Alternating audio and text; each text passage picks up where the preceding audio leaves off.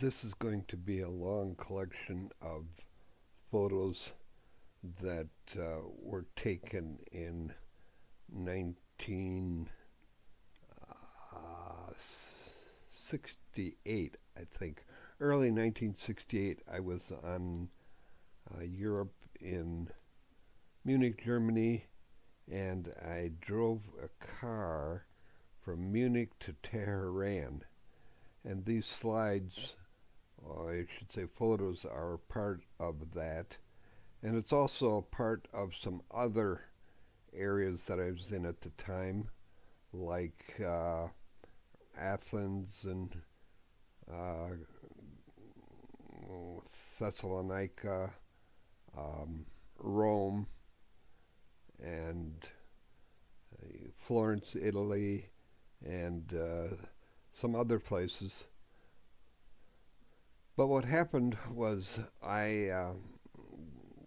there was ways that people could make a little bit of money in Europe, and one of them was driving a car from Munich, Germany to Teheran, Iran. A lot of people were doing it, and they were doing it because people from Iran could, the Iranian government, you could only import one car per year in your name, and people basically used my name and my passport to do that. And it was all legal, so I did it with a friend that was from Australia at the time, and you just go to a place where somebody from Iran had a bunch of money, and he would go to this office in Munich and make connections. And at the time, I was with him, and there were other people doing the same thing. Other people had recently come back from that trip, and they just had it was just a adventure, and took about 10 days to go, and it was almost 2,800, close to 3,000 miles. And we drove from Munich down through Austria and Yugoslavia, or Bulgaria, I guess. We drove right through downtown Bulgaria, Sofia, Bulgaria, and then into Turkey, Istanbul, and met a lot of people. Not a lot, I should say, but a few people on the way. And the number of people in our caravan, I think it started out with 8, and I think we made close to $100. That picture of the snow there, that was on the way back from Turkey, and conditions were terrible then. But some of these other pictures right here are when I was in Iran. We had to stay there for a couple days because to get things squared away with our passport, and this is overlooking the city. Certainly you wouldn't want to go to Iran nowadays, but it was a common place to go at the time. And the royal palace, and I don't know what any of these other things were. But taking pictures, like I've done before, is with a 35 millimeter camera, and not the quality you get with your cell phones nowadays. A couple events that did happen on the way. Coming through the mountains in Turkey, my Australian friend, his name was Clem, we were traveling in a caravan, like 8 cars, And the guy who had the money in it all, he was pretty cautious. That you see him right there with his girlfriend, and that's me standing next to him when we were over in Iran, Teheran, and they had, that's a city famous for protests or demonstrations and a lot of unrest. But coming down through the mountains at one point, I just happened to look in my rear view mirror, and I see Clem in his car behind me doing a complete 360 on the road, kind of on a curve, and it just was a very interesting thing. And then as we get to the next stop, I asked him what happened there, and he laughed about it too. And he says he didn't know. He just all of a sudden was made the circle. But here you can see they have various places. We were stopped on the way. I don't know. I didn't understand it all, but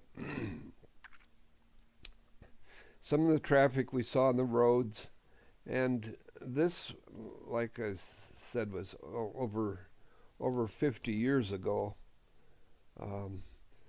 and not able to really take good pictures, but every once in a while I'd try to take a picture with my camera just to show the scenery or things that we would see on the way. One time we had going through a certain area, and there was at that time maybe 8 cars, and I was the last one. There was some soldiers that were standing alongside the road, and they were looking for a ride. And as the first 6 cars went through it wasn't a checkpoint, it was just where all these soldiers were kind of hitchhiking, and then there was a gap there, and one of their idea was to stand in front of the road with all their guns aimed at us, which they did. And the guy in front of me stopped, I stopped, and it was just a few moments of anxiety, and I suppose it was me thinking, well, I was alone thinking, well, what do we do next? And the leader ahead of us, probably a little ways, all of a sudden he had turned around and he came back to us, and we probably spent he spent about 5 or 10 minutes arguing with the soldiers, and eventually in each car they put one of the Turkish soldiers and went on to their next destination, whatever it was, 5 or 10 miles down the road. They were cold. It was probably about 30 degrees temperature, and they were just sitting out there waiting for the bus or some transportation to take them through. I don't have all these pictures in real good order, as I've got pictures of Rome, and there is one place where I had pictures of, I think I was in Naples, Italy, and that was where Mount Vesuvius had erupted at one time, and the ruins of Pompeii, I might have a picture of that. That picture right there is of Mussolini's castle. At one time it was, and it was converted into a youth hostel, which is where people like myself and young people were traveling in the 60s. And that is between probably Europe and Asia over in Istanbul.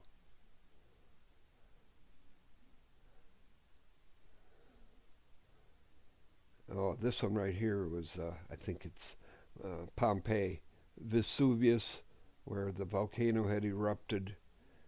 I don't know what year it was, but they were continually excavating um, the ruins and digging out the ash because it destroyed much of the city. And I was with some people at the time, and we were able to go all the way to the top of that volcano, and it's interesting that if you've never done it, you just go up there and look down into the crater a little bit, and you see smoldering areas. Nothing. Then some of these pictures are of in Rome. Some are, like I said, uh, Naples. But Rome was a fun place because I stayed at, I think it was at one time the Olympics were held in Rome, and the hostel was um, where that had been converted into a hostel where people stayed. Lots of ancient history here, um, and lots of things that they're trying to um, keep going as certainly a tourism. That's the Leaning Tower of Pisa. I did climb that. You could do that at that time. And someplace I have a picture of me up on that tower. Uh, and some of these, I think they're in Venice in Italy, which was, oh, maybe kind of a place where you could smell the seawater. That was a person of interest. She was from Australia, and I'd been there just not too a few years earlier. Um, just trying to make some comments on some of these pictures, but uh, the canals in Venice was interesting. Um, Again, this is back over at Pompeii. And around, who is it, St. Peter's Cathedral or somebody's in Rome. Tourism is a big deal in Rome, as some of you probably been there. Uh,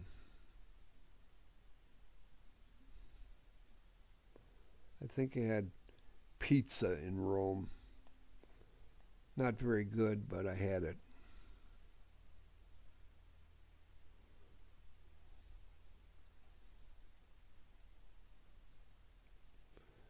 And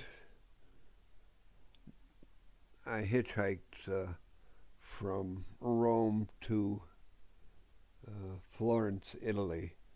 And I do remember riding in a car with somebody. The roads were good, but the speed of that guy was a lot faster than I desired, but probably going 80 or 90 miles an hour, and just scenery of along the way. Sometimes it wasn't easy to take pictures of things that would have been nice to take pictures of, and you just kind of remember certain things that were memorable, like the guy driving really fast. But it was a great trip, or maybe this section of it was maybe 2 weeks. I think this is over in Greece, and me and the boat.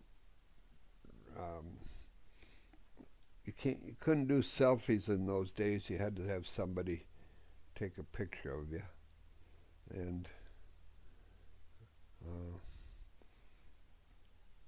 it was just a really a nice day, and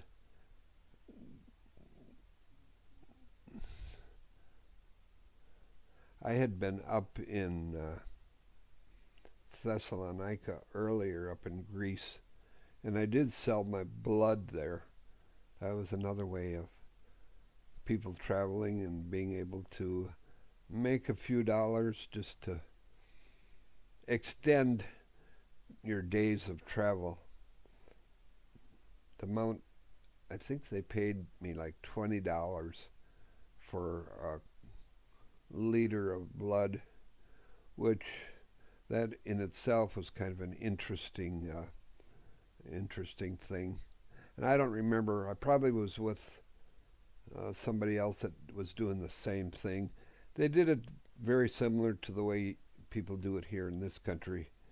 You'd, although what was different about it is that people come and they find out your blood type, and then they latch on to you, and then you, what was it, the guy saw that I was the blood type he wanted, and I gave my blood, and there was people kind of looking after what was going on, and he put it in I mean, it was in a liter bottle, and then he put it in a bag, and then he left. He probably going to some hospital and needing some for a friend or a relative, and that's just the way they did it then.